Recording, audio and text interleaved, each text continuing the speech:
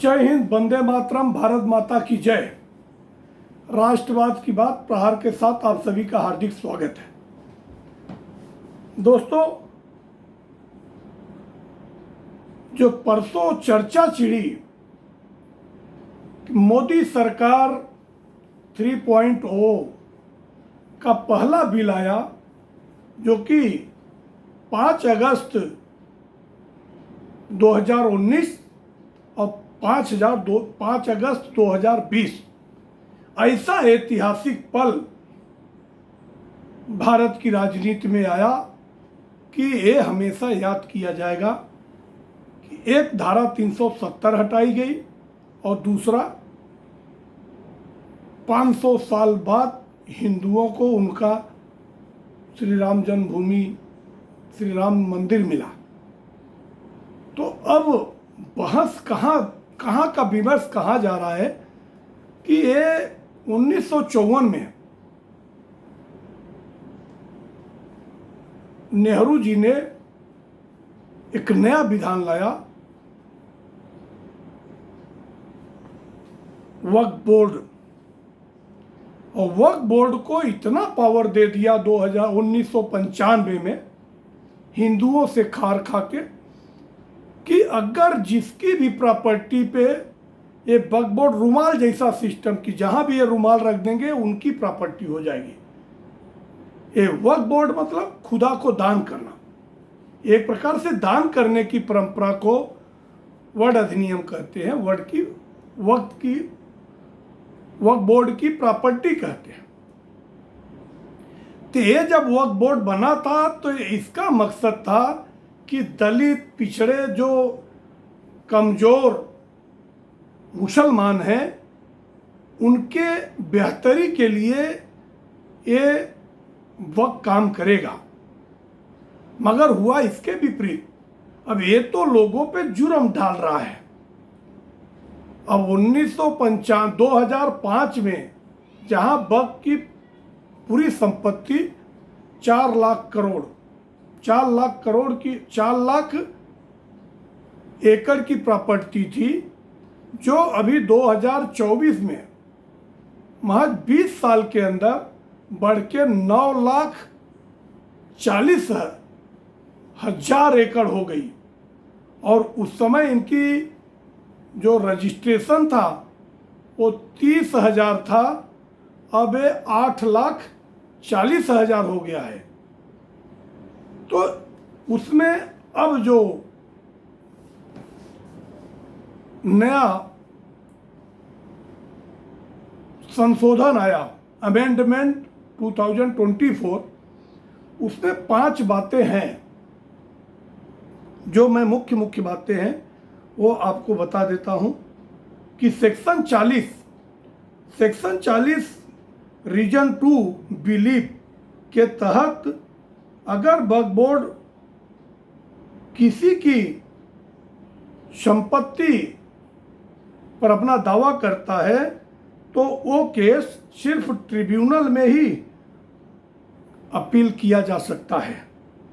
मगर अब नए बिल के अनुसार ट्रिब्यूनल के अलावा रिवेन्यू कोर्ट, सिविल कोर्ट या हाई कोर्ट में इसका एप्लीकेशन हो सकता है।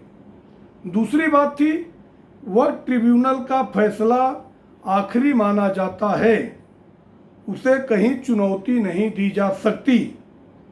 अब ट्रिब्यूनल के खिलाफ अपील की हाई कोर्ट में भी जा सकती है।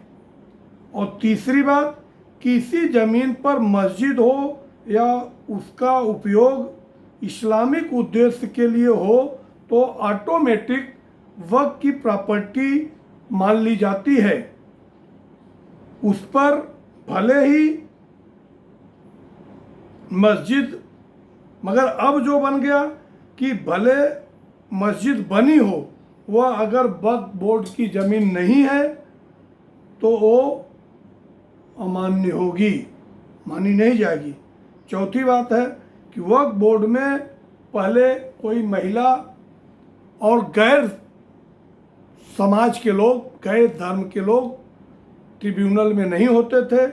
अब वक्फ बोर्ड में महिला और बतौर सदस्य अन्य धर्म के लोगों की भी एंट्री दो अन्य लोगों को जगह मिलेगा।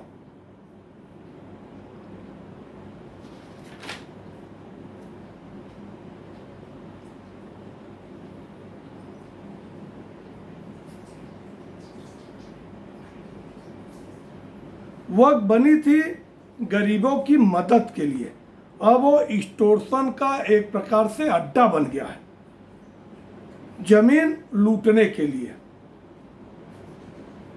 1949 को अयोध्या में 22-23 दिसंबर की रात जब, अब देखो ये बहस ये विमर्श कहाँ चला गया, विरोध करते करते अखिलेश यादव ने कहा कि ये जो ज़्यादा पावर मजिस्ट्रेट और कलेक्टर को दिया जा रहा है, एक कलेक्टर की गलती की वजह से आज पीढ़ियां भुगत रही है। मतलब वो कहानी वो 1949 की कहानी दोहरा दिए कि जब अयोध्या में 22-23 दिसंबर की रात बाबरी मस्जिद में अचानक भगवान श्री राम की मूर्तियां प्रकट हुई थी, तो उस समय तत्कालीन प्रधानमंत्री जवाहरलाल नेहरू ने के नायर को पत्र लिखकर कहा था कि यहाँ से मूर्तियों को हटा दिया जाए। और के नायर उस समय वहाँ के जिला अधिकारी थे और उनको अधिकार था, मगर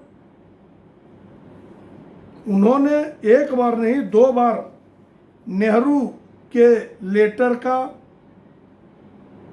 को इग्नोर किया।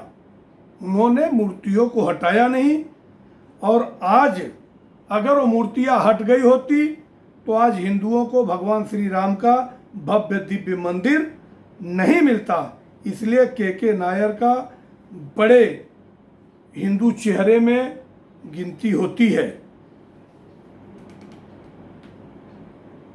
और अब वक्फ बोर्ड में सीएजी भी ऑडिट करेगी और इसकी सुनवाई हाई कोर्ट में भी होगी। अब मतलब ये वक्फ बोर्ड किसी की भी संपत्ति को लूट नहीं पाएगा। अतीक अहमद ने वक्फ बोर्ड पर सबसे ज़्यादा कब्जा किया था। इमाम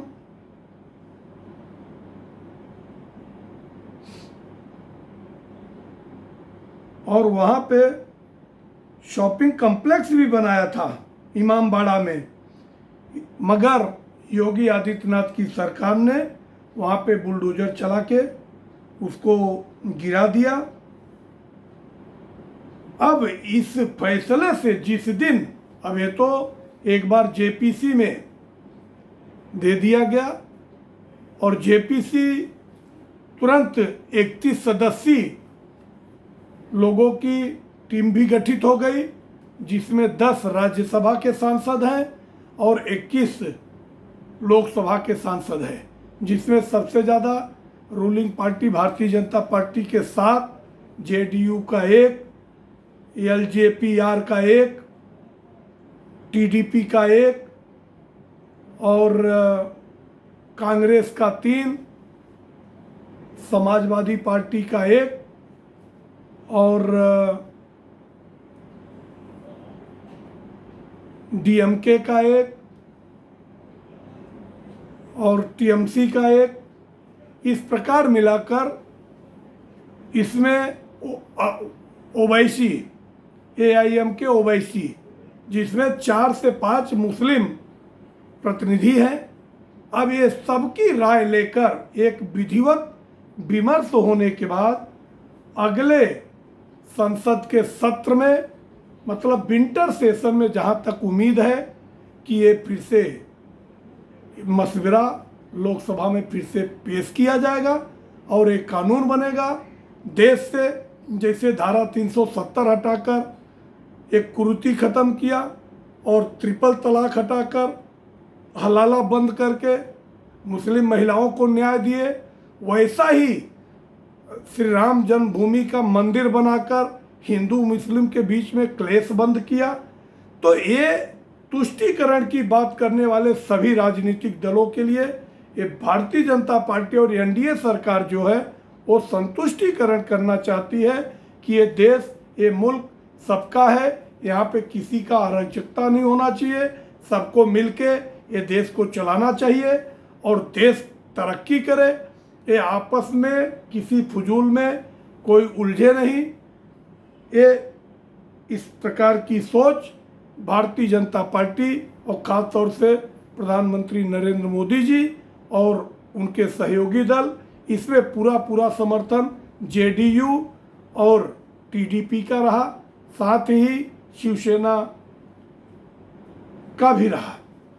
अब आज सुनने में आ रहा है कि कुछ तो जेडीयू में कुछ चर्चा चालू हुई है, कहते हैं ये कानून सही नहीं है, जबकि लल्लन सिंह ने छाती ठोक के कहा था इसमें किसी मुस्लिमों को कोई प्रकार की परेशानी नहीं होगी और ये देश ये सिर्फ मुसलमानों के लिए नहीं, ये पूरे देश के तरक्की के लिए है और ख़ास तौर से जो मजलूम हैं, जो लाचार हैं, जो वंचित रह गए, जबकि देश में सरकार और सेना के पास सबसे ज़्यादा अगर किसी के पास ज़मीन है तो वक्फ बोर्ड के पास है।